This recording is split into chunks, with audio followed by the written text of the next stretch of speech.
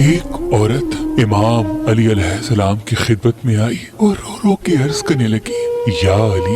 میری دعائیں پوری نہیں ہوتی اور نہ ہی میرے پاس اتنا وقت ہے کہ میں بیٹھ کے ساری رات اللہ کی عبادت کر سکوں یا وظائف پڑھ سکوں۔ کوئی ایسا آسان سا عمل مجھے بتائے جو میں کروں اور میری دعائیں پوری ہو جائیں۔ بس یہ کہنا تھا تو امام علی علیہ السلام نے فرمایا، اے عورت، تم جو بھی کام کیا کرو سچائی کے ساتھ کیا کرو، جب بھی کسی سے گفتگو کیا کرو محبت و احترام سے کیا کرو، تمہارا یہ عمل بھی عظیم عبادت ہے، اور اس کے ساتھ ساتھ جب بھی روٹی بناؤ تو ایک مرتبہ